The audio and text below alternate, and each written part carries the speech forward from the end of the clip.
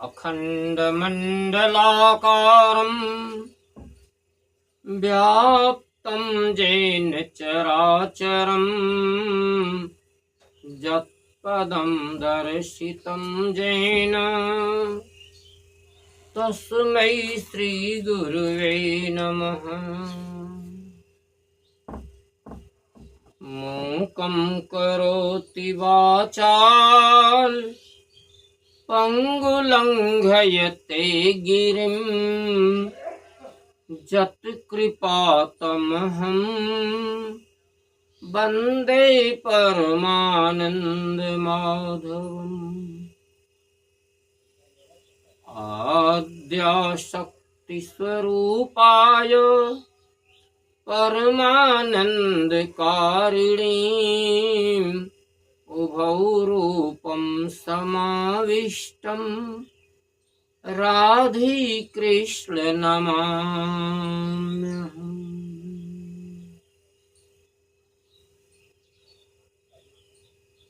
श्रीकृष्ण गोविंद हरे मुरारे हे नाथ नारायण वासुदेव। गोविंद मेरी यह प्रार्थना है, भूलें न हम नाम कभी तुम्हारा। जपते यही नाथ हर पल हम जिए। श्री कृष्ण श्री कृष्ण श्री कृष्ण श्री कृष्ण।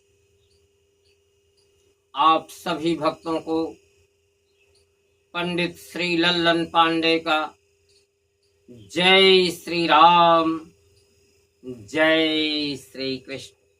हाँ तो मित्रों, अर्जुन ने पूछा, हे प्रभु, ब्रह्मज्ञानी पुरुष हमारे ही बीच में हो तो उनका लक्षण क्या है, हम उन्हें कैसे पहचानें, वे कैसे चलते हैं, कैसे बोलते हैं, कैसे रहते हैं, माने हमारे बीच में ज्ञानी पुरुषों की स्थिति क्या होती है।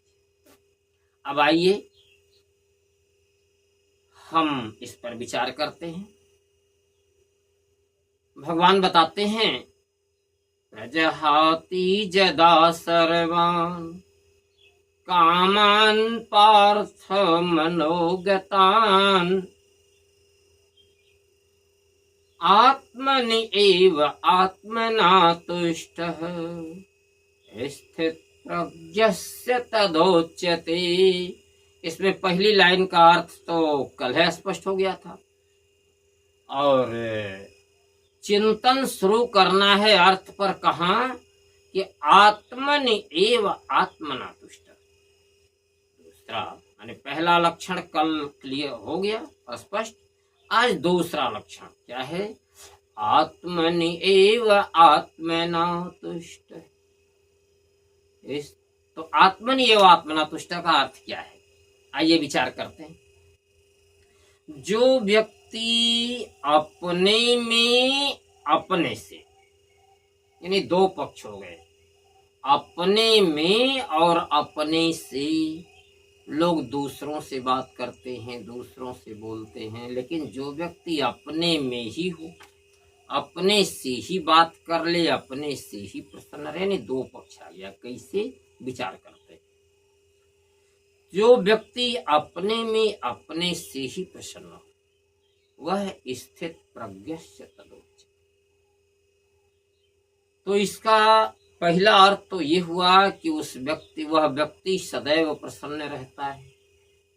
उसे प्रसन्न रखने के लिए किसी दूसरे व्यक्ति की जरूरत नहीं, किसी मनोरंजन की, किसी संसाधन की, कहीं आने जाने की कोई जरूरत नहीं।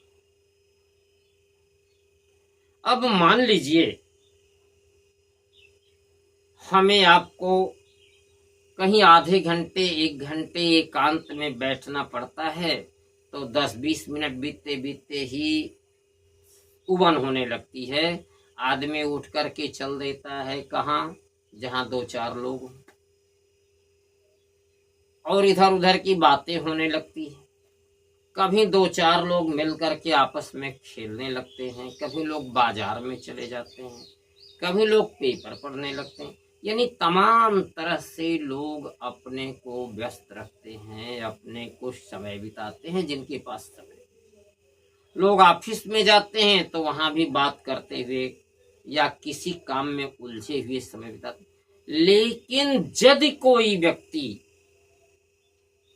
अधिक से अधिक समय अकेले में भी रहना चाहे, वह अकेले में बैठता हो, अकेले में अपना काम करता हो और चुपचाप रहता हो, किसी से फालतू बात न करना चाहता हो, तो कुछ न कुछ तो राज है। और रोगी न हो, उदास न हो, प्रसन्न न हो। ये बात मुश्किल लगती है समाज में। देखिए, तो ऐसा व्यक्ति यदि हम ढूंढेंगे तो 2-4-10 गांव में एक आध मिलते हैं। जो ऑफिस में काम करने भी जाते तो किसी से इधर उधर की बात नहीं करते, चुपचाप अपना काम करते। और ऑफिस से निकलते हैं तो रास्ते में भी कहीं उठते बैठते नहीं, किसी से कोई फालतू बात नहीं, और सीधे अपने घर चले जाते।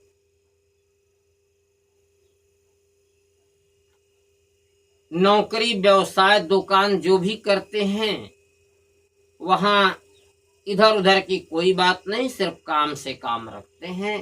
किसी से मिलते भी है तो काम से काम, और अकेले में ही ज्यादा समय रहना चाहते हैं। तो इसके पीछे कुछ न कुछ रहस्य तो लगता है। क्यों? देखिए मित्रों, यदि आप देखें कि कोई व्यक्ति 2-4 घंटे, 2-4 दिन, 2-4 महीने बिल्कुल अकेले में रह सके, अपना काम भी अकेले में कर सके, नौकरी, व्यवसाय, दुकान, रास्ता में चाहे जहां भी वह 4 लोगों के साथ भी चलता हो, तो किसी बात में, इधर उधर की बातों में उसकी रुचि न हो, वह सिर्फ काम भर बात करता हो और हमेशा नपी तुली बात बोलता हो, नपा तुला व्यवहार करता हो और हमेशा खुश रहता हो। घर आए, अकेले में बैठता हो, अकेले में अपना काम सब कर लेता हो और बुरी तरह प्रसन्न हो, तो निश्चित जानिए कि उस व्यक्ति के अंदर कोई न कोई अदृश्य शक्ति विद्यमान है। क्यों? इसलिए यह ऊर्जा का शाश्वत सिद्धांत है कि बिना ऊर्जा का संचार हुए मोटर चल नहीं सकती, पंखा चल नहीं सकता, बल्ब जल नहीं सकता। और यह ऊर्जा कभी बिजली के तारों में दौड़ती है, कभी सौर ऊर्जा की प्लेटों में से निकलती है, कभी डीजल पेट्रोल से निकलती है। ठीक इसी तरह मनुष्य को भी प्रसन्न रहने के लिए ऊर्जा की जरूरत पड़ती है। और यदि कोई व्यक्ति अपने आप में प्रसन्न हो तो उसे ऊर्जा कहां से मिलती है? आइए इस बात पर विचार करते हैं। देखिए, किसी भी प्राणी को जीवित रहने के लिए, स्वस्थ रहने के लिए और प्रसन्न रहने के लिए सबसे पहले जिस प्रारंभिक ऊर्जा की जरूरत पड़ती है उसे कहते हैं वायु, जल, प्रकाश और धूप। विचार करके देख लीजिए, इन चारों के बिना किसी भी प्राणी का जीवन संभव नहीं है। कैसे? सोचिए, वायु के बिना आप 2-4 मिनट भी नहीं जी सकते, जल के बिना 2-4 घंटे जी सकते हैं, लेकिन एक दिन बीतते बीतते प्यास लग जाती है।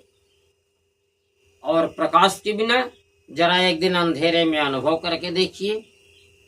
अंधेरी रात हो तो लाइट वेट सब जला के ठंडा कर दीजिए और देखिए, जब अपने हाथ पर रखी हुई वस्तु नहीं दिखती है, अपना पैर नहीं दिखता है, और रात्रि के अंधेरे में चारपाई से नीचे जब पांव रखते हैं, अपने जूते चप्पल नहीं दिखलाई देते, लघु शंका के लिए निकलना होता है, रास्ता नहीं दिखलाई देता, तो मित्रों कैसा लगता है? सब मिलाकर के प्रकाश के बिना मनुष्य एक दिन भी नहीं जी सकता। और धूप का एहसास कैसे लगता है? बरसात के दिनों में जब 2-4 दिन पानी बरसता रहता है, बादल की घटाएं घिरी रहती हैं और भगवान भुवन भास्कर के दर्शन बड़ी मुश्किल से थोड़ा बहुत होते हैं, उस समय हमको धूप की कीमत मालूम होती है। लोग त्राहिमाम करने लगते हैं, भगवान धूप कब होगी।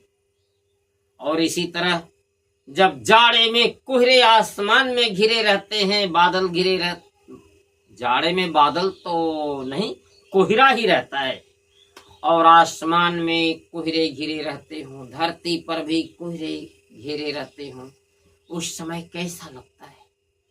सब लोग आंखें फाड़ फाड़ करके धूप की प्रतीक्षा करते हैं कि कब होंगे भुवन भास्कर के दर्शन। प्रेम से बोलिए भगवान वृंदावन बिहारी लाल की जय। मेरे भक्तों, तो इस तरह आपने देखा कि किसी भी प्राणी को जीवित रहने के लिए, यानी पृथ्वी लोक पर जीवन को आगे बढ़ने के लिए वायु, जल, प्रकाश और धूप, यह चारों प्रारंभिक आवश्यकताएं हैं, और इनसे मनुष्य को प्रारंभिक ऊर्जा मिलती है। दूसरी ऊर्जा आहार से मिलती है, भोजन। अभी अलग की बात है कि सबके भोजन अलग अलग होते हैं। सिंह, बाघ आदि हिंसक जानवरों के भोजन अलग होते हैं। गाय, बैल इत्यादि शाकाहारी पशुओं के अलग भोजन होते हैं, पक्षियों के अलग होते हैं, मनुष्यों के अलग होते हैं। इसे आहार, मतलब हर किसी को जीने के लिए आहार की आवश्यकता पड़ती है। यह दूसरी आवश्यकता। आहार के बिना मनुष्य 2-4 दिन तो जी सकते हैं, किंतु इसके बाद जीवन मुश्किल होने लगता है। अब आगे देखते हैं तीसरी ऊर्जा क्या है। पहली ऊर्जा ये हुई, दूसरी वो हुई, और तीसरी ऊर्जा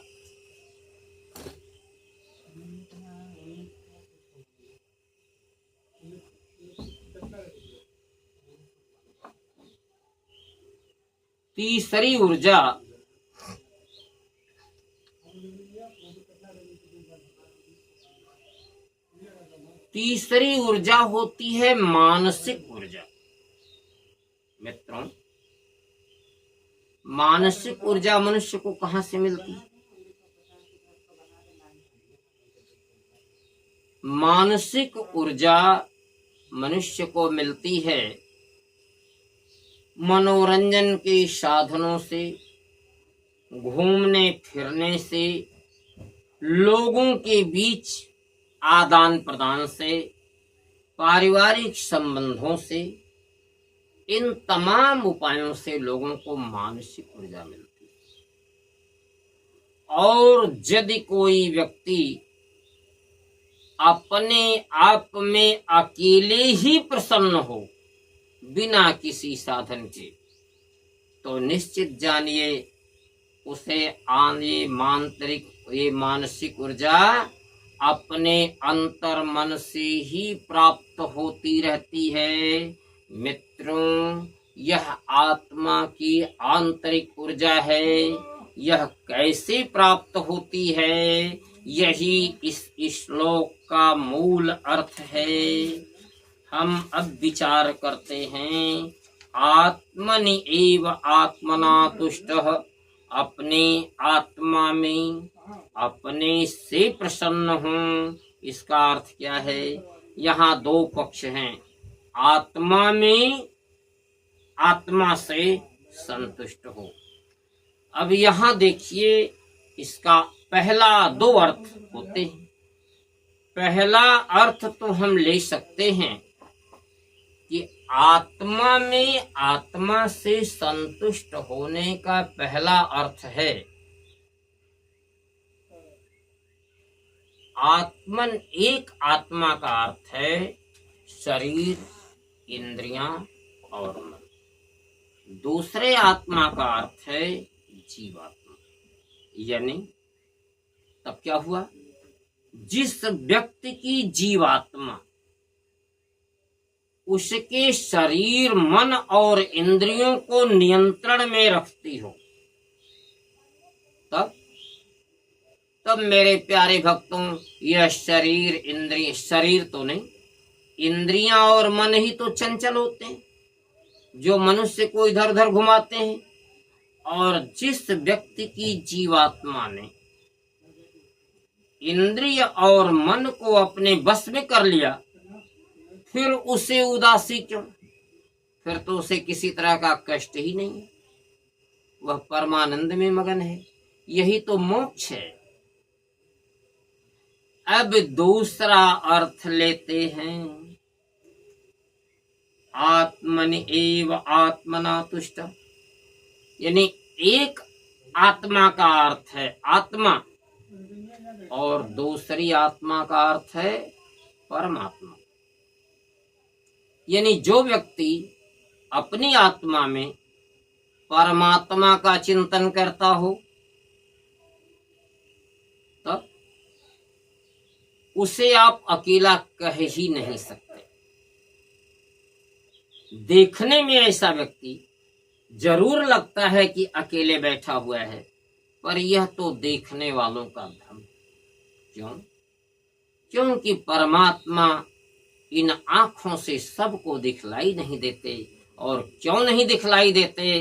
क्योंकि आपके चित्त में इधर उधर की बातें चलती रहती हैं।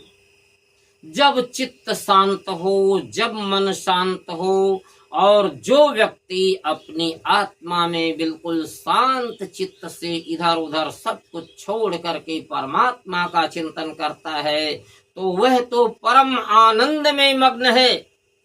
फिर वह उदास कहाँ? उसे प्रसन्न होने के लिए किसी अन्य साधन की जरूरत ही कहाँ है? वह तो परमानंद को प्राप्त है। इसे कहते हैं आत्मनि एव आत्मना तुष्टः। मित्रों, दोनों अर्थों में बात हो गई। अब इसे यूं कह लीजिए एक पंक्ति में कि यह है आत्मा का परमात्मा में मिलन। जब मनुष्य अपनी आत्मा में अपने परम प्रभु का चिंतन करता रहता है, तो उसकी शरीर एक साथ, शरीर और मन एक साथ दो जगह विद्यमान होते हैं।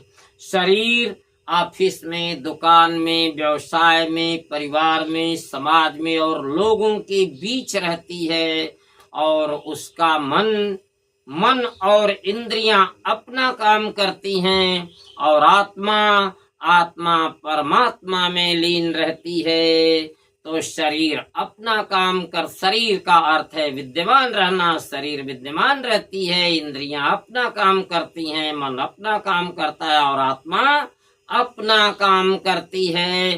तो इसे कहते हैं आत्मनि एव आत्मना तुष्टः।